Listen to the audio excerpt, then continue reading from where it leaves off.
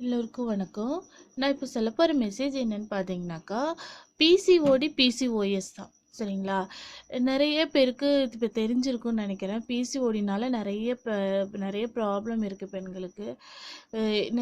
நான் ஏற்கனவே நீர்க்கட்டி பற்றி ஒரு வீடியோ போட்டிருக்கேன். அதில் எல்லாருமே இன்னும் தகவல் கேட்டிருக்கீங்க பிசிஓடி, பிசிஓஎஸ் பற்றி.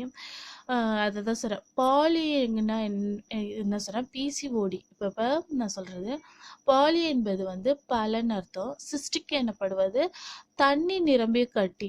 ஓவரி எனப்படுவது பெண்களோட சூலகம். டிசீஸ்னா நோய். ஓவரி எனப்படுவது பெண்களோட சூலகம். இது கருமுட்டைகளை அண்ட அணுக்களை உருவாக்கி கருவாக்க நடைபெற்று குழந்தை உருவாகுது. ஒரு பெண்ணின் சூலகத்துல நீர்க்கட்டிகள் உருவாவதே இந்த பாலிசிஸ்டிக் ஓவரின் டிசீஸ், அதாவது பிசிஓடின்னு சொல்றாங்க. அதுக்கு அடுத்ததை பார்த்தோன்னா, பாலிசிஸ்டிக் ஓவரின் டிசீஸ் ஆனது பல அறிகுறிகளை உருவாக்குது, அதான் சிண்ட்ரோம்.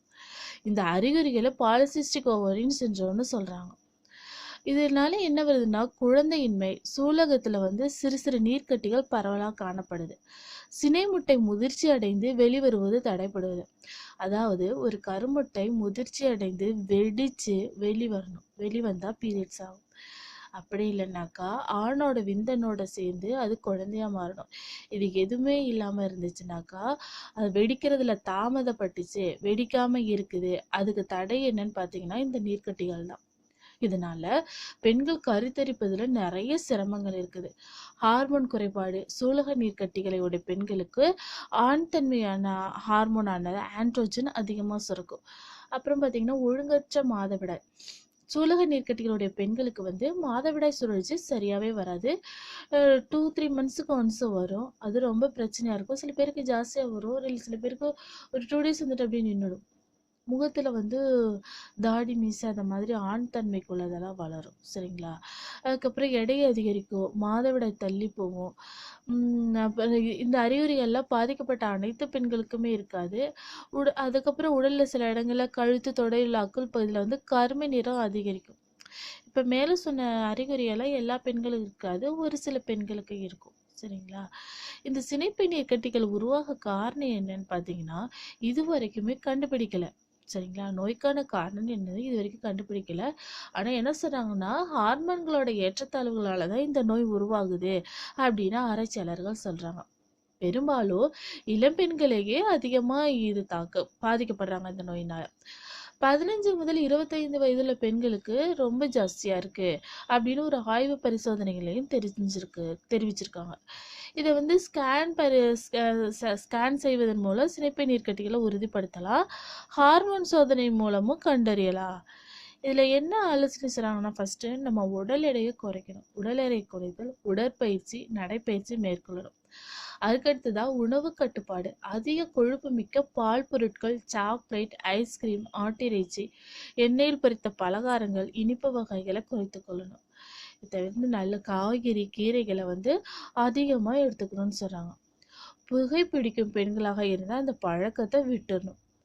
இதுக்கான மருத்துவம்னு பார்த்தோம்னா, மாதவிடாய் சீராக வெளிப்படுதலை தூண்ட நவீன மருத்துவர்கள் அதாவது அலோபதி ஹார்மோன் சிகிச்சை அளிக்கிறாங்க.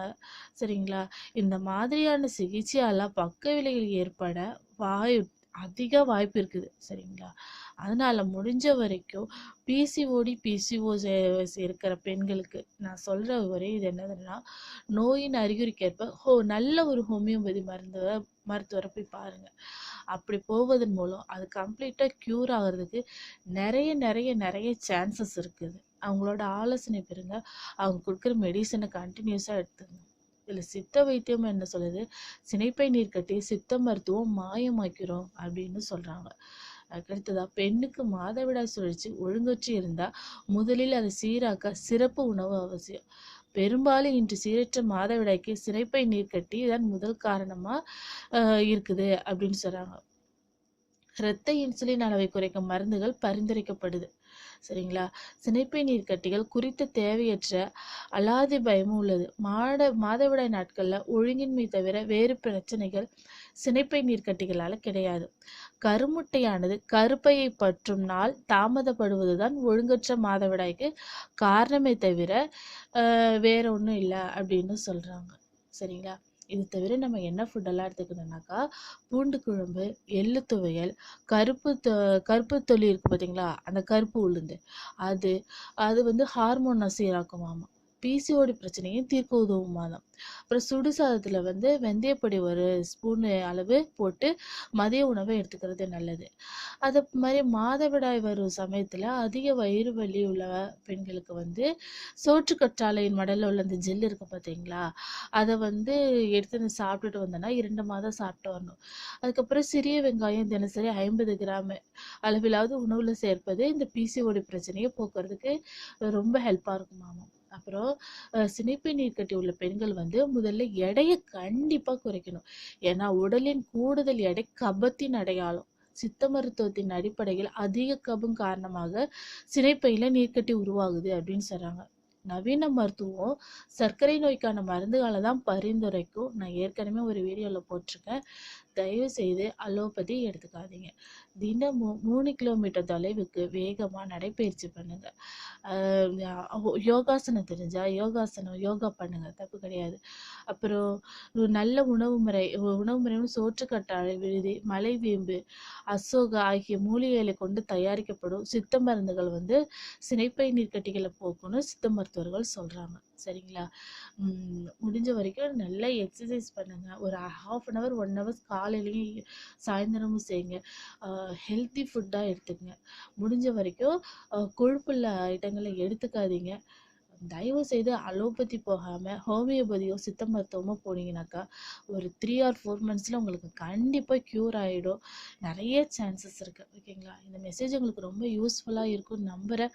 பிடிச்சிருந்தா லைக் பண்ணுங்க, ஷேர் பண்ணுங்க. மறக்காம நீங்க இது வரைக்கும் சப்ஸ்கிரைப் பண்ணலையா? கீழே உள்ள சப்ஸ்கிரைப் பட்டனை சப்ஸ்கிரைப் பண்ணுங்க. தேங்க்யூ.